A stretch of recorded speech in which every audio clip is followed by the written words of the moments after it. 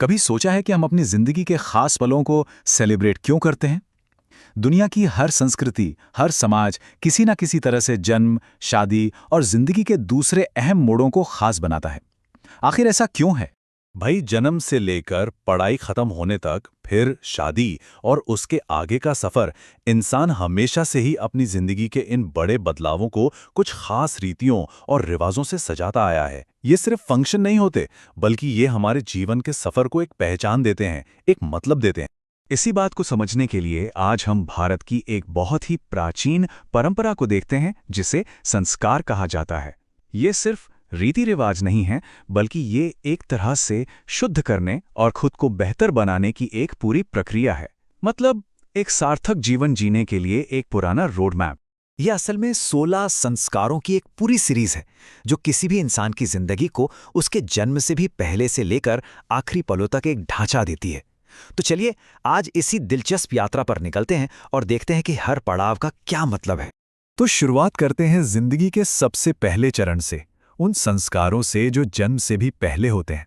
जरा सोचिए, ये यात्रा बच्चे के पैदा होने के साथ नहीं, बल्कि उससे भी बहुत पहले शुरू हो जाती है। जी हाँ, जन्म से पहले होने वाले संस्कारों का मकसद ही यही है कि एक नई जिंदगी के लिए सबसे अच्छा शारीरिक और मानसिक माहौल तैयार किया जा सके।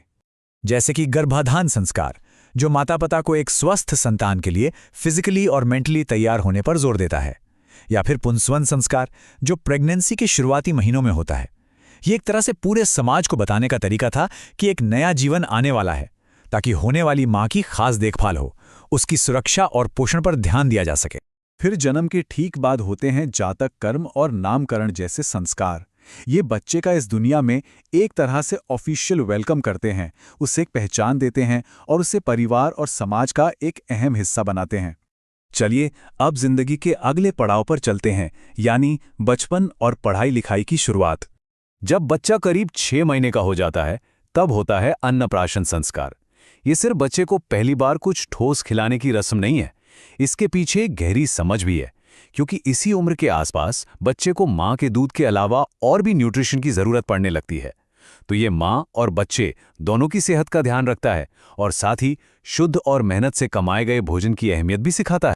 अब शुरू होती है पढ़ाई लिखाई की यात्रा। ये 3 मेन स्टेजेस में बटी हुई है। पहला है विद्यारंभ, यानी सीखने की पहली सीढ़ी। दूसरा है उपनयन, जब फॉर्मल एजुकेशन शुरू होती है। और आखिर में आता है समावर्तन, जो आज के ग्रेजुएशन जैसा है। विद्यारंभ यानी ज्ञान की शुरुआत।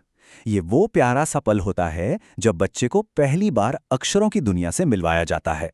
इसका मकसद सिर्फ पढ़ना लिखना सिखाना नहीं, बल्कि बहुत छोटी उम्र से ही ज्ञान के लिए एक सम्मान और क्यूरियोसिटी पैदा करना है। तो चलिए अब सीखने की दुनिया से आगे बढ़कर जिम्मेदारियों की दुनिया की ओर चलते हैं। अपनी सारी पढ़ाई पूरी करने के बाद स्टूडेंट समावर्तन संस्कार से गुजरता है। यह इस बात का संकेत है कि अब वो ज्ञान से लैस है और जिंदगी के अगले चरण, यानी एक गृहस्थ की भूमिका निभाने के लिए पूरी तरह से तैयार है। और मजे की बात यह है कि समावर्तन का जो एसेंस है वो आज के कॉन्वोकेशन से कितना मिलता जुलता है ना? जगह और समय भले ही बदल गए हों, लेकिन पढ़ाई पूरी होने पर जो गर्व और खुशी की भावना है वो आज भी बिल्कुल वैसी ही है। पढ़ाई के बाद अगला सबसे जरूरी संस्कार है विवाह। ये सिर्फ 2 लोगों का मिलन नहीं है, बल्कि ये एक नए परिवार की नींव रखता है।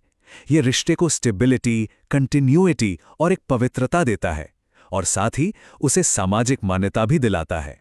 एक और दिलचस्प बात यह है कि पुराने ग्रंथों में एक नहीं बल्कि 8 तरह की शादियों का जिक्र मिलता है। यहाँ 2 बिल्कुल अलग अलग उदाहरण हैं। एक तरफ है ब्रह्म विवाह, जिसे सबसे ऊंचा दर्जा दिया गया था, जहाँ पिता अपनी बेटी के लिए एक लायक लड़का ढूंढता था। और दूसरी तरफ है गांधर्व विवाह, जो काफी हद तक आज की लव मैरिज जैसा है। ये पूरी तरह से लड़के और लड़की के आपसी मर्जी पर आधारित होता था, बिना परिवार की भागीदारी के। और अब हम उस आखिरी संस्कार पर आते हैं जो जीवन चक्र को पूरा करता है। अंत्येष्टि यानी अंतिम संस्कार जीवन यात्रा का आखिरी पड़ाव है। इसका मकसद मृतक के शरीर को सम्मान के साथ उन 5 तत्वों यानी पृथ्वी, जल, अग्नि, वायु और आकाश में वापस मिला देना है, जिनसे वो बना था। ये परिवार को इस दुख से उभरने और आगे बढ़ने में भी मदद करता है।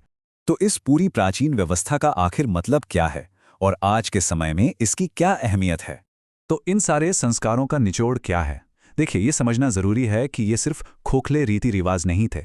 इन्हें एक ऐसे सिस्टम के तौर पर बनाया गया था जो लोगों और परिवारों को एक मकसद और इरादे के साथ जिंदगी के हर मोड़ पर गाइड कर सके।